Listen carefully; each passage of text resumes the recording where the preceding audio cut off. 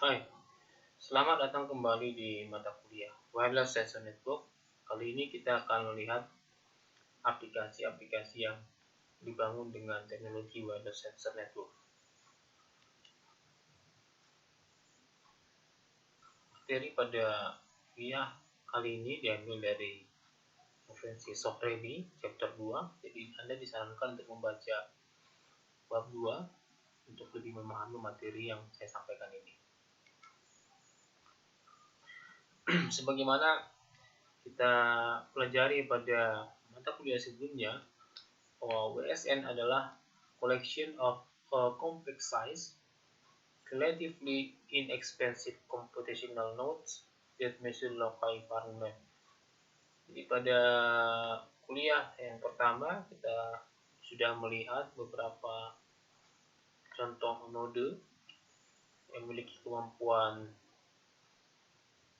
kemampuan utama. Yang pertama, dia bisa melakukan sensing, ya, kondisi lingkungan di mana dia ditempatkan. Kemudian yang kedua, dia memiliki kemampuan untuk computing atau processing. Dan yang ketiga adalah dia mampu melakukan komunikasi dengan node di sekitarnya yang ada dalam jangkauannya. Nah, untuk melakukan tiga hal tadi, ada beberapa constraint yang dimiliki oleh satu wireless node. Misalnya adalah dia punya konsumsi daya yang sangat rendah, ya, karena hanya dibekali oleh 2 buah baterai.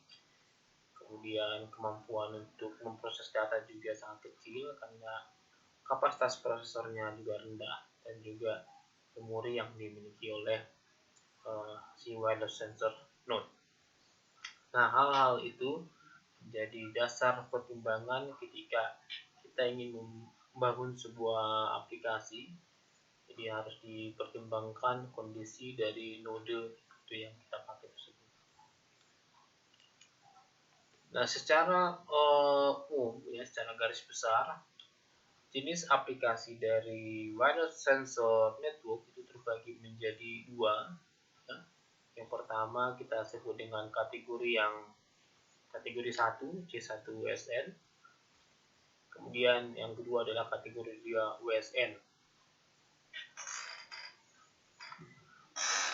Untuk kategori 1 WSN ini dia mampu membentuk yang namanya mesh, ya, mesh network. Sehingga di sini ada kemampuan untuk melakukan multi-hop radio.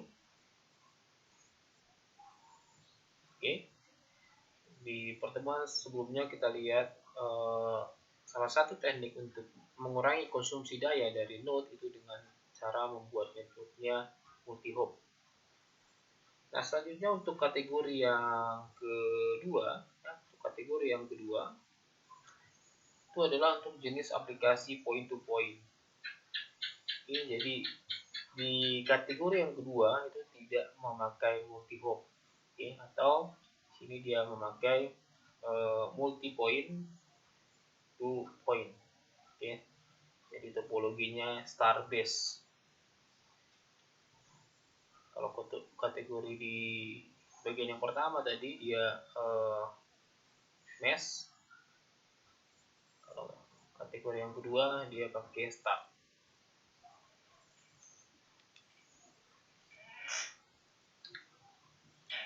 Nah, kita lihat gambaran grafis dari masing-masing kategori. Gambar 2.1 ini menunjukkan kategori 2 point to point. Ya, jadi di sini tidak ada hop. Jadi kita lihat di sini end devices, ya, ini ada node. End devices itu melalui terrestrial routers, ya, terrestrial routers. Jadi di sini konsepnya ada routers dan dia akan menuju ke data sink, ya, ini data sink. Ini adalah tempat penampungan seluruh data dari kumpulan sensor. Jadi konsepnya di sini adalah multi point ya, start multi point. Jadi tidak ada multi hop. Berbeda dengan jenis aplikasi kategori yang pertama ya, di sini ada multi hop. Kita lihat di sini ada node, nanti diteruskan ke node yang paling dekat ya. Nah, jadi di sini akan muncul konsep dynamic route wireless routers, rute dari end node ya untuk bisa sampai ke sink,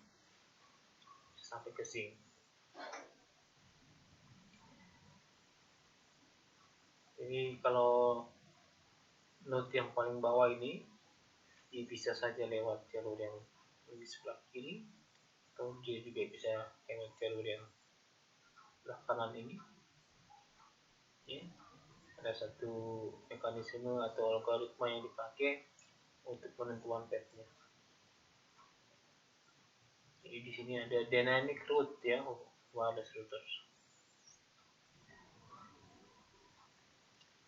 Oke, jadi ini adalah kategori 2. Jadi di sini ada multi hop system. Multi-hop system utilizing dynamic routing. Ya, jadi ada dynamic routing di sini.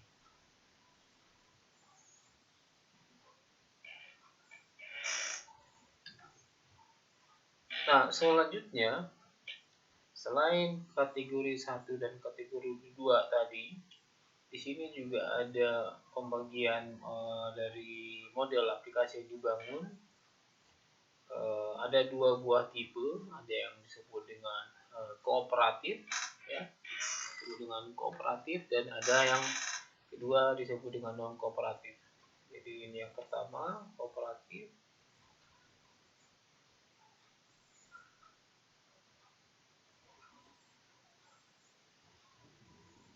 Oke, apa yang dimaksud dengan kooperatif?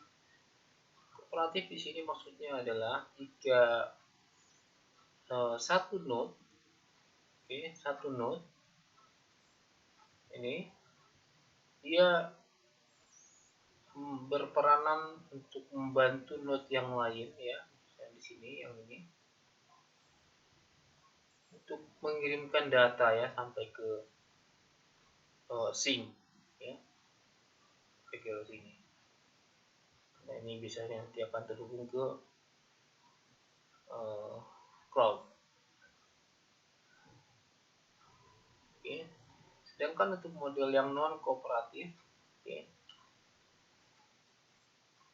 masing-masing node ya dia langsung terhubung ke cloud ya, tanpa ada interaksi antara node, sensor node.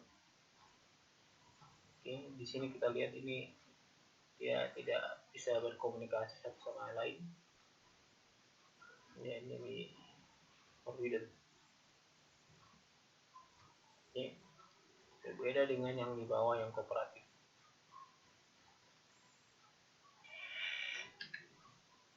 Baik, selanjutnya kita lihat beberapa contoh untuk kategori 2 WSN. Kategori 2 WSN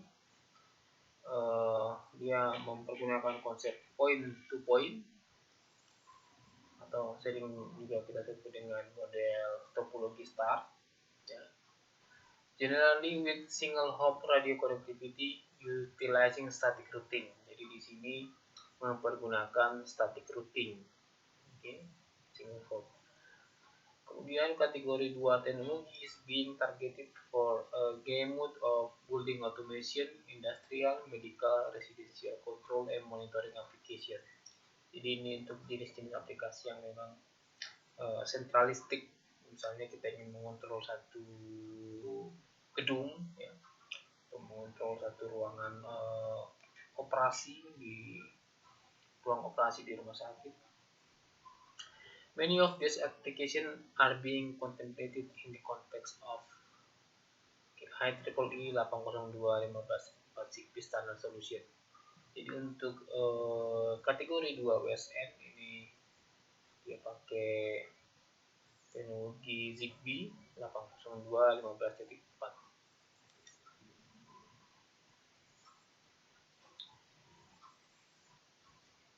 Oke, jadi Zigbee itu dia punya beberapa ciri, ya, low cost, ya, kemudian low power solution, kemudian dia memiliki lifetime yang cukup lama, ya, bisa bertahun-tahun, sehingga cocok dipakai untuk memonitor satu area tertentu yang diinginkan. Zigbee is designed for low to very low duty cycle static and dynamic environments with many active nodes. Jadi teknologi Zigbee itu memang didesain sehingga node-nya itu tidak selalu aktif untuk bekerja.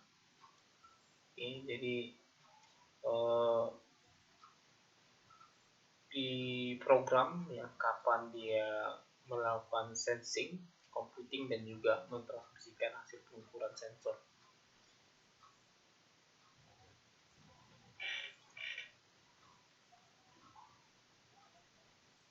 Nah, contoh jenis aplikasi yang dibangun ini kita lihat adalah misalnya home control, okay. Control application,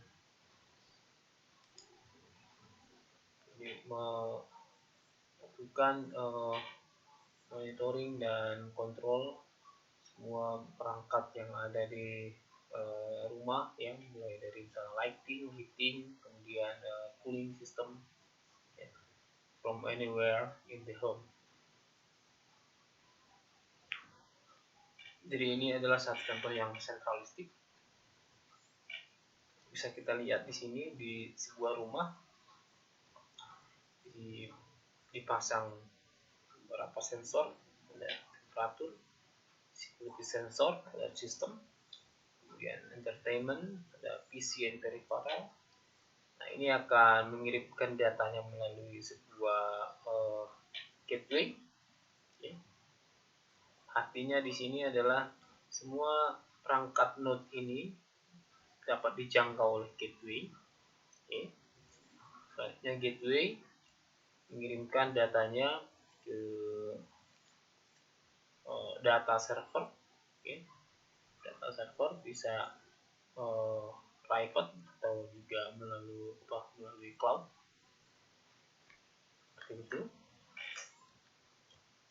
Kemudian contoh berikutnya adalah untuk kategori 2 ini adalah untuk model medical application. Okay. Misalnya di sini ada sebuah gambar mobil ambulans, okay, ingin dilakukan pemonitoran kondisi di dalam ruang ambulans, ya, untuk misalnya untuk mengecek kondisi dari pasien, ya, dibawa dalam perjalanan menuju rumah sakit, okay, ingin dimonitor kondisi pasien secara real time. Okay. Nah, tentunya modelnya sama seperti yang home control tadi. Di dalam ruang ambulans ini dipasang beberapa sensor yang berkaitan dengan kondisi dari ruang ambulans dan juga pasien, dan selanjutnya dikirimkan ke cloud.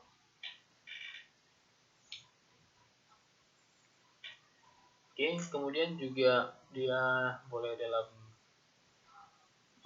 industrial application. Oke, di sini juga modelnya sama seperti di home control tadi.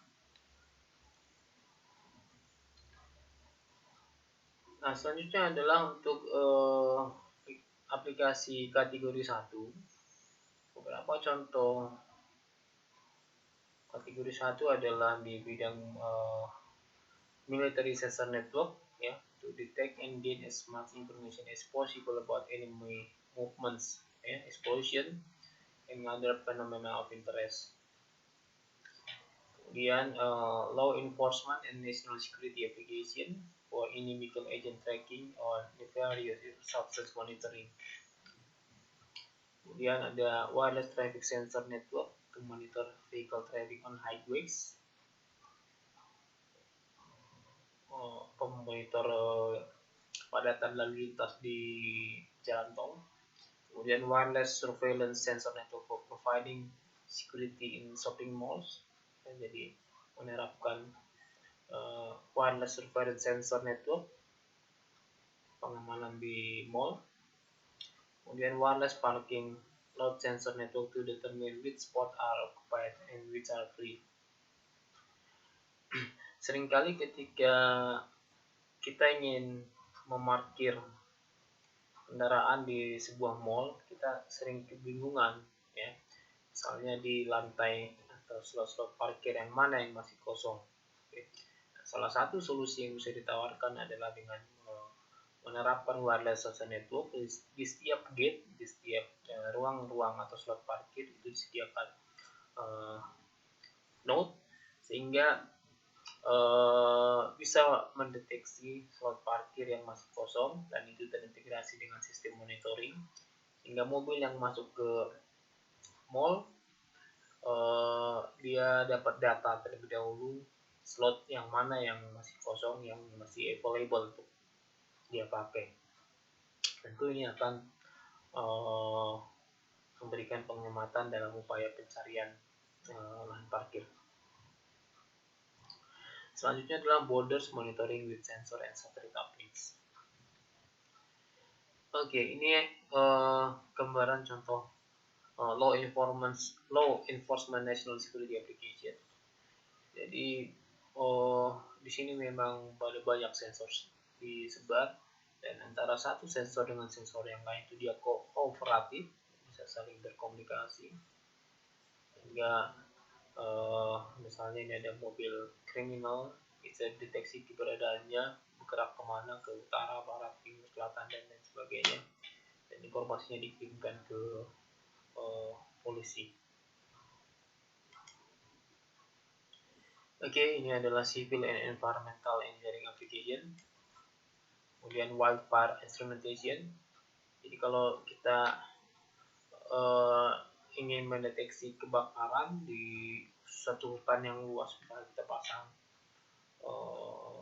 banyak sensor di beberapa titik sehingga nanti bisa diketahui ya melalui sistem monitor dari mana titik api berawal. Oke, kemudian juga bisa diketahui berapa kecepatan perembatan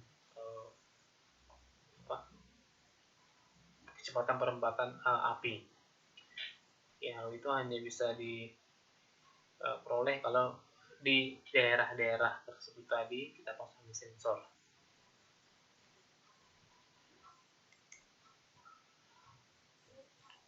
Oke, jadi itu adalah materi kuliah kali ini. Kita melihat ada dua buah kategori aplikasi, ada kategori pertama dan juga ada kategori kedua. Kategori pertama itu dia menerapkan mesh network, sedangkan kategori yang kedua dia menerapkan topologi star. Oke, kemudian juga kategori aplikasi juga terbagi dua, kooperatif dan juga non kooperatif. Kooperatif artinya antara satu node dengan node yang lain bisa saling bekerja sama, sedangkan non kooperatif tidak ada kerjasama antara satu node dengan node yang lain. Baik, demikian kuliah kali ini. Sampai ketemu kembali pada sesi selanjutnya. Terima kasih.